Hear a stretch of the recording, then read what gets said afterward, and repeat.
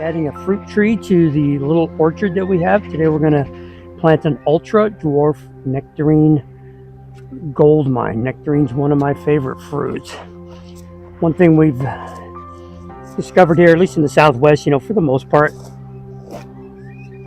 you can usually do pretty well with any of the rock fruits, the peaches, plums, nectarines. Will do well in our types of climates. They'll get through winter and they go dormant.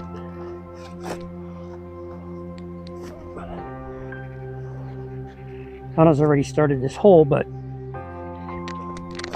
needs more hole. Do you want to explain the pipe? So this pipe that's here, it's actually something. Where did we pick up that idea? I don't recall. Well, what you do is you take a piece of pipe, PVC in this case.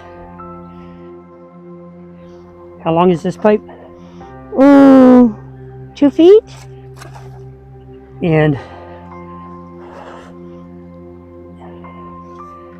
you run it down into the ground, and then you're going to use that to water.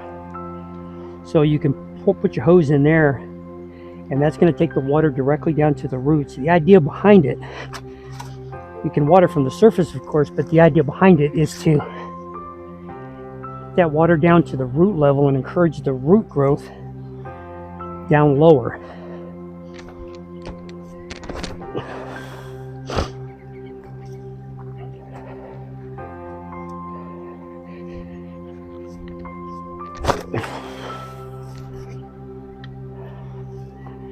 So I'm going to dig out some of this not as good soil. It's a nice opening.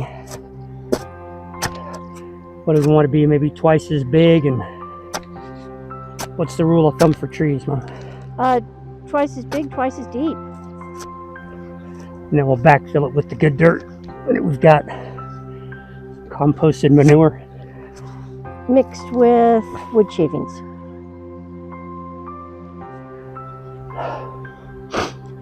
Composted manure mixed with wood shavings. It's Donna's formula. And there's a lot of shavings that were there because we had a tree previously that did not survive the winter. And the shavings were down to try and keep the tree warmer through the cold, nasty winter. Right, so this Donna dug out the previous tree that didn't make it. And so you can see all the shavings here.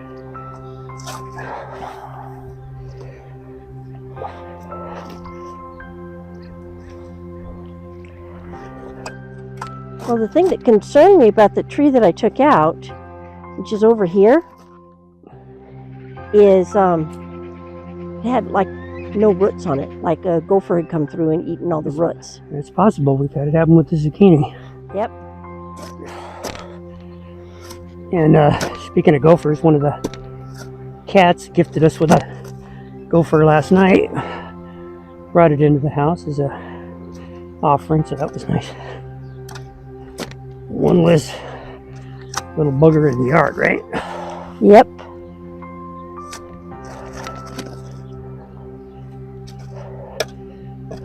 That looks pretty good. Yeah, let me set it in there and then we'll see. I think it's deep enough.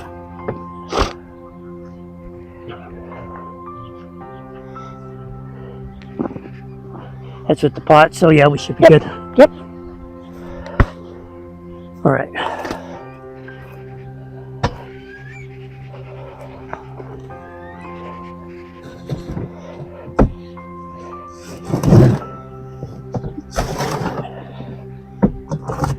So this is our manure and wood shavings. So I'm going to bring that level back up.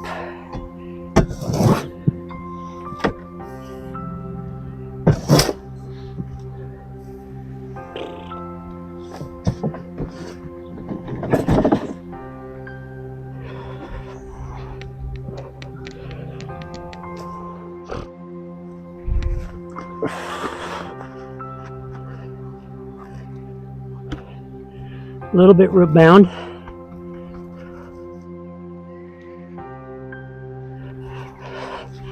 So we're going to gently break this root ball up. Some breathing room. We're going to be gentle though about it.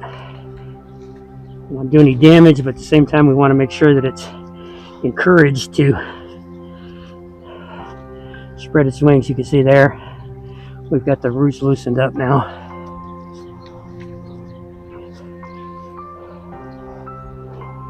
That's pretty good, huh? Yeah. Okay. But I don't really see a leading root on it. Well, it'd be closer in, and I don't want to tear up the small roots.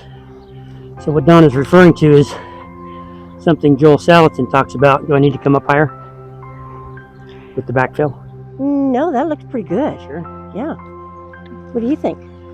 It seems a little low to ground level, but yeah, maybe a little bit higher.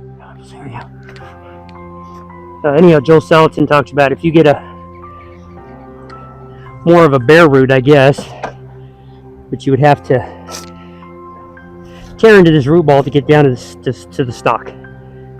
And sometimes within the stalk of a tree, there'll be the stalk coming down and then a root coming off like this. That root, if you get it from the store and you see a secondary big root, the size of the main stalk coming out, that root was what was pointing north, originally to magnetic north. And that's important to note because there is, which I learned about studying in electroculture and putting that system in the garden here, there is a magnetism factor in your garden and with plants and with nature, not just in your garden but in nature. There's a magnetism factor that we should be aware of. Now this has got a little turn to it. You want to close up here? And this might have been just the way the tree was cut originally. Well, but it is kind of leaning that direction. So just for grins and giggles, I'm just going to get that to magnetic north, and I know where that is here. Okay. Most trees are grafted. That's the graft. Where It's it was probably grafted. the graft. Yeah, I'm going to use it anyways, just because I can't see if there's any main root to it. But I agree with you. Take this potting soil that came out of the pot here and put that in there.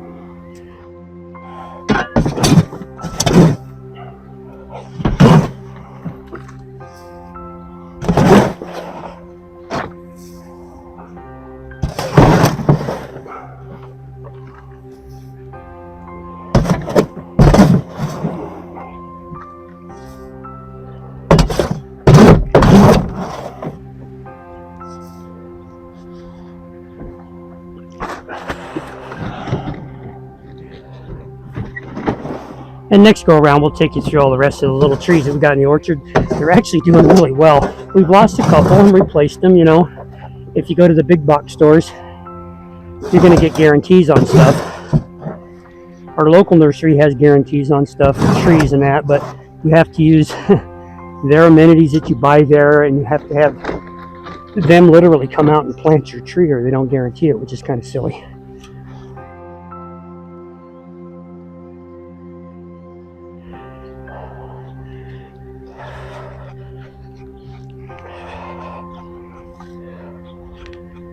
I will be staking that later. Yeah, we'll stake it up for the winds, which are coming.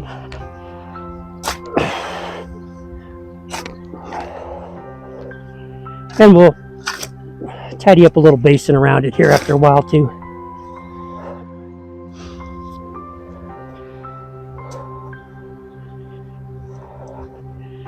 So we want good contact with the roots in the soil. Air's not a good We want thing. those roots loosened up so they can expand. But you need good contact, otherwise you're not going to be able to pick up any nutrients and any moisture. How we looking, Mom? Looks pretty good. Straight as you want it? Yeah. Thank you. Once I water them in and See if I can give you a little basin here. So we'll have a little basin to start with. Start with top water, and then we're going to have our, you want to get a close up on the pipe here? So this pipe here is what's going down 2 feet, and that will allow us to get some water down to the roots, keep that structure going down. We need that for the health of the plant, but we also need it for stability in our ridiculous winds. So I'll give you some quick top shots of what we've got out here to wrap this video up, and then we'll do a little fruit orchard video another time. Thanks for watching.